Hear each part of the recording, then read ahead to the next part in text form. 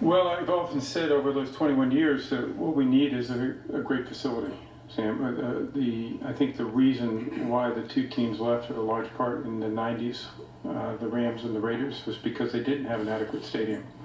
We were unsuccessful, as you know, for many years in trying to get something done that would to meet the standards of what we expect for LA, what the entertainment of the capital of the world expects, and what we want to deliver to our fans in Los Angeles. I think what happened over the last years, we had two outstanding opportunities. Both of these stadium projects were extraordinary. It was a difficult decision for the ownership, but we also realized this was our opportunity. If we had three teams that were eligible to be able to make the relocation, that had invested a great deal of time, resources, energy, emotion. We had communities that we were working to try to see if we could solve those issues in each of the home markets and the incumbent markets. We were unsuccessful in doing that. And this was an opportunity, I think, for the ownership to re-enter the Los Angeles market, returning the Rams to their home market, and with a project that we think is going to change, frankly, not just NFL stadiums and NFL complexes, but I think sports complexes around the world. I think this is going to be one of the greatest complexes in the world. And I think it's part of Stan's vision, and I think the ownership supported that. Frank St. Louis. Frank Cusimano, KSDK. Stan, what do you say to the people in your home state who supported your football team quite well over 21 years, despite a below-average product and despite no communication from you over the last 4 years? What do you say to the people in St. Louis? Frank, how are you today? It's good to see you. Well, you know, Frank, I've been open about this process. This thing, what has happened here has gone on since 2002. Let's be fair. I understand the emotional argument. I said that earlier. But it's not something that you want to do. It's when you have a history of and a lease that was part of that the team moved there. And the lease requires certain things as an owner, and to be able to appeal to our fans, we have to have a first-class stadium product. We're in that business elsewhere, as you know, Frank, and we spend quite a lot of resources trying to make sure that we stay relevant, and these stadia have to be of a certain quality. Now, the promise was made. There was a very detailed requirement for community engagement, which we followed. And so what I would say is I understand the emotional side. I have a responsibility also to take care of the organization, and a responsibility to my 31 other partners to have a first-class facility, because it's where they play too. Stan, Fred Rogan from NBC in LA. Commissioner, you said it was a bittersweet day. And Stan, after just listening to Frank, I'll ask you this question. The emotion of the fans in St. Louis. Now let's flip it on the other side. And what do you think it means to the fans of LA, where the Rams spent the majority of their years? What does that mean to you?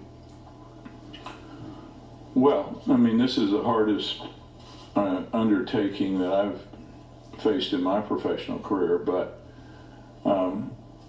as I said, you know, I was on that committee for a long time. It's difficult in Los Angeles, and you do not want to come into Los Angeles without something that's really first class, because that's what's expected. So I'll tell you a story about one of the guys that works with us that is from LA. His mother was at a deli yesterday in Los Angeles, and a fan was wearing a Rams cap, and so she was talking to him, and she said, wanted to know about the connection with the Rams, and he said, well, he was at the rally at the Coliseum on Saturday, and that he thought there was a chance that the Rams might return. It would be his happiest week in 21 years or something, and that's the emotional side. And so the Rams were there a long time, and I know it means a lot to those fans. I oftentimes get stopped in Los Angeles, and they'll go, "Are you that guy?" over the years, and it's a little bit different. There'll be a FedEx driver or something, but he'll tell me a story about how he went with his dad to the games when he was young and things, and how he knew every player. So I think it's a tremendously exciting and positive thing for Los Angeles. Far right.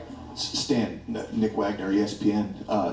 You said you've been working on this since 2002. In 2010, you made comments about not wanting to lead the charge out of St. Louis. Just curious, at what point did you decide that this was the right thing for you, and what was the impetus behind it? Well, without getting into all the details of it, I mean, I knew it was a big undertaking, and I remember that when I was buying the remainder of the team in 2010, I thought long and hard about it. I thought long and hard about it because we'd had 8 years with dealing with that lease, and we weren't getting where we wanted to, and the Rams had given various extensions and compromises to the authority, CBC and the RSA, allowing them a bit of a free ride, if you will, to get to that point. And there were provisions that required by 2012 that if these plans and things weren't crystallized, that you were going to enter a different phase, and that phase would be arbitration in front of judges. And so from the history, those 8 years of watching the Rams deal with that, I knew that was going to be an issue, but it wasn't something I particularly looked forward to, frankly. But I felt like you could not back off from it, and I was always honest with the market about that. And so in 2012, it resulted in an arbitration. 3 judges chosen by each side. A very detailed and expensive process where we spent lots of money, and they spent some money too. So it was an expensive process. But the judges, in a very short time, agreed with our plan. Now, what did that really mean? It meant that the authorities had another 6 months to make up their mind. They still could say, hey, they took our plan. And they chose not to. Now, the remedy for that was only one, and it was in the lease, and it was the absolute right to relocate. Now, that remedy was put in there. If you go through the history of the Rams, it wasn't our remedy. It wasn't a remedy we particularly wanted at the time. We wanted the right to do what you normally do. We're real estate developers. Back then, we were involved as a 40% owner or whatever, or going to be when that lease was delivered. And the Rams and John Shaw were very specific because there were other alternatives, and they were very specific about certain things they wanted. One of them was that stadium maintained in a first-class condition. So the remedy that the Rams wanted was the right to sue and cure and sue for the damages or whatever, but that was never part of the deal. So the remedy that they suggested was the right to relocate.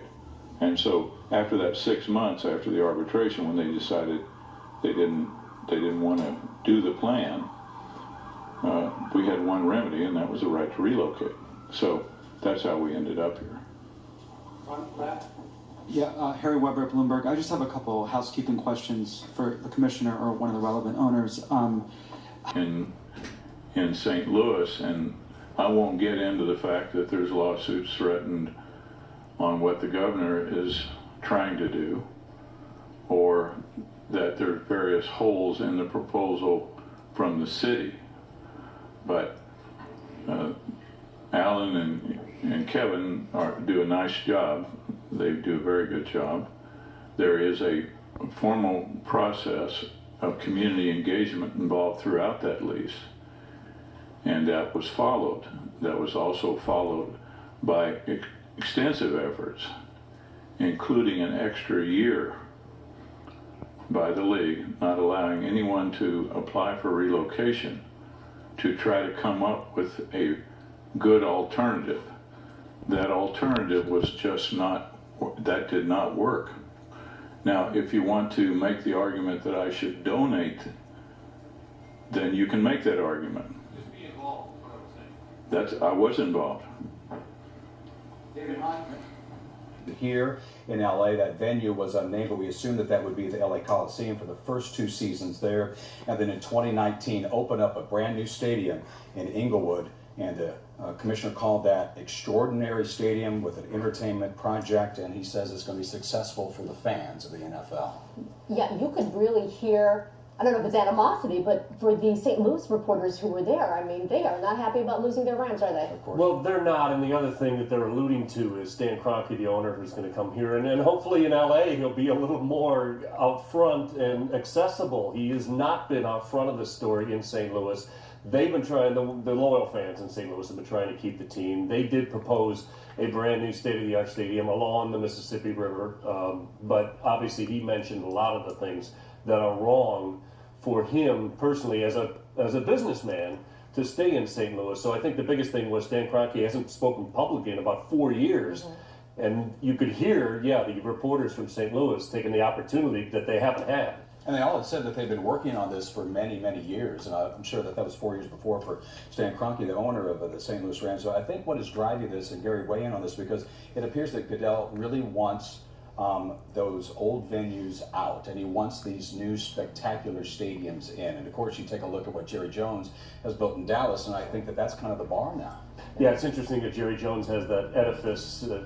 They call it Jerry World, AT&T Park, and we know even from high school teams here will go and play big games at that stadium. They've hosted the national championship game. They can host Super Bowls.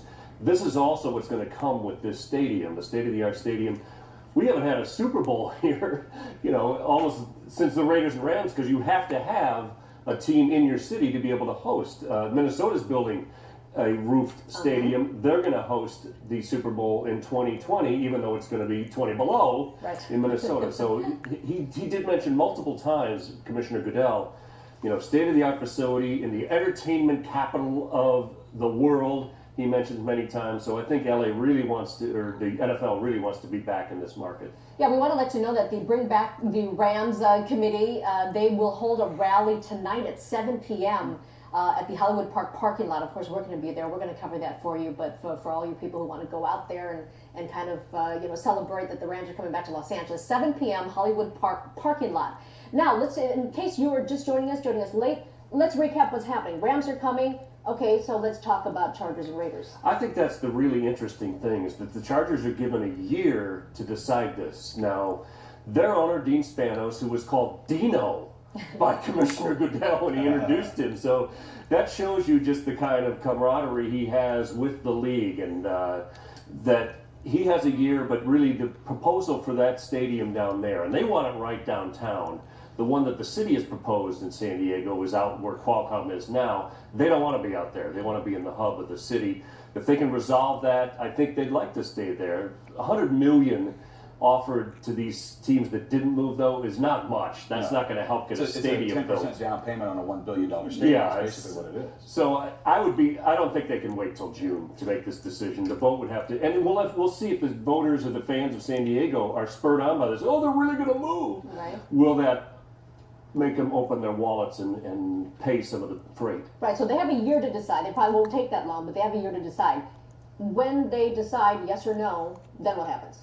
Raiders get a chance at it, right? They're on the clock. Right, then the Raiders start on the clock. So this, really, Dean Spanos mentioned he hopes to have an initiative by June. He's going to know some things in the next few days, about, take the temperature of that room down in San Diego, just like it was here. And the other thing I'll mention is we saw the guys come out, and even saw Mark Davis of the Raiders come out with a smile on his face and say this wasn't a win for us today, but Amy Trask was with us last night and on your show as well. The former CEO of the Raiders said, whatever goes on in that room, and you can imagine, I mean, they were there for 10 hours today, had multiple proposals that mean a lot to different owners. The Chargers didn't want the Rams to get here and then steal their market. But Amy told us and told you guys last night, when they come out of that room, it's a united front. And they showed that again today. Well, this is football, so there are winners and losers. So the winners are pretty obvious. It's the Rams, it's LA, it's, of course, Inglewood. But the losers would be, as you mentioned, Mike Davis. He came out and said, not a win for the Raiders today. We're going to work hard to find a home. So you're talking about that. And, of course, I think Carson, the city of Carson, at one point in time earlier today, they were in the mix. And there was the first vote to recommend Carson, but they were just those 4 votes shy. So Carson, I guess you could, I won't call them a loser per se, but they were left out in the cold as a result of this. Well, I think they kind of answered that just a few minutes ago in this news conference. That was a committee vote. That was 5-1. And they mentioned it was a great proposal. I mean, both of these stadiums would be amongst the best in the world right now. But I think the biggest difference is Stan Kroenke came in with his own money and built the stadium. And that solves a lot of the issues. That's the reason why you would assume that throughout all of this, the musical chairs, and we're trying to figure out who was going to be here, that it was always coming back to St. Louis and the Rams coming back to LA because of Kroenke's money, the amount of money that he has. By the way, it was asked of the commissioner about how much the relocation fee is. He did not answer that, but we believe it's $650 million, right? Right. It's been at least a $500 million, but yes, it looks like it's going to be over $600 million. And that's why I was surprised that they're only offering $100 million to Oakland and San Diego out of this relocation fee. Obviously, this is going to be a big moneymaker for the league as a whole. And the commissioner said that the relocation, I believe it was the commissioner, relocation is a painful process. You're talking it's painful for the fans, for the city that's losing the team, and for the league as well. They said it was not an easy decision. It took a long time to get to it, but now that they've made it, we sitting here in Los Angeles, we've really got the best of all worlds right now, don't we? Yeah, especially once that stadium gets built. Now, these next few years are going to be pretty chaotic. You know, they're not going to be in there till 2019. We thought they'd be in there for the 2018 season. The Coliseum looks like they're committed for the next 2, and then where do they play that third year? Maybe they can expedite the construction, and get them ready for that season. But it's going to be weird the next couple of years. They're going to be kind of homeless. Gary, as this was all going on, there were a lot of people saying that LA would not support a football team because of what happened before, and there was all this talk about there's just too many things to pick from in this entertainment, capital that it is. What do you think now and today? Will LA support the Rams? Well, I think we've seen with the teams that have stayed here, they support a winner. And, the teams that are, these 3 teams all missed the playoffs this year. The Chargers finished last. Yeah. The Raiders have not had a winning record since they made the Super Bowl, back in 2002. And the Rams, it was interesting that they mentioned that the reporter that was kind of zeroing in on the owner, Stan Kroenke, saying, you haven't had a very good product here. Well, they did have the greatest show on turf. They made it to a couple of Super Bowls and won one. They do have Jeff Fisher, the guy who was a USC alum, so he's got some LA ties built in already.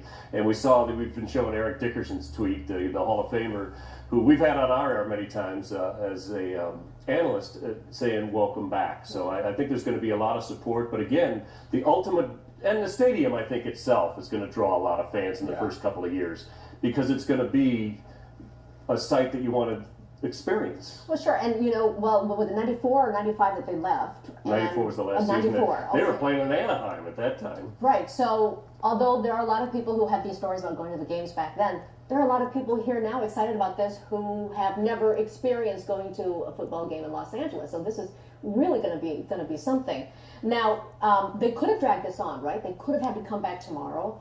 Who knows what would have happened then? But how much, we're in the playoffs right now. How big of a role do you think that played? I think that played a huge role. You can see, Mark Davis didn't even stay for the whole news conference. He was the odd man out anyway. But we showed a shot before it started with the commissioner, with the owners just kind of racing each other out the door of the Westin in Houston. There's 8 teams in the playoffs, 4 of them hosting. Plus, you've got a number of teams looking for a new coach right now, doing interviews, getting set up for that. So they're all looking to move forward. They wanted to get out of there. But yeah, earlier in the day, we thought there was a chance, okay, they're not going to come to an agreement. They don't have the votes. They won't get it tomorrow. 2 weeks from now, they'll meet again in Dallas. We thought it could get dragged out, so it's very good news that it got done, and pretty expediently. Yeah. Well, we were talking about Jerry Jones and Jerry World just a few minutes ago. I believe we have a soundbite from the Cowboys owner. Let's go to that real quick.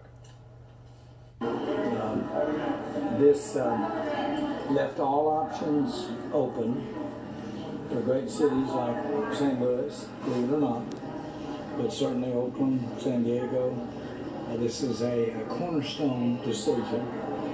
I'm rewarded that our ownership felt that way. Stan is a tremendous asset, Stan Kroenke, for the NFL. He's God sent.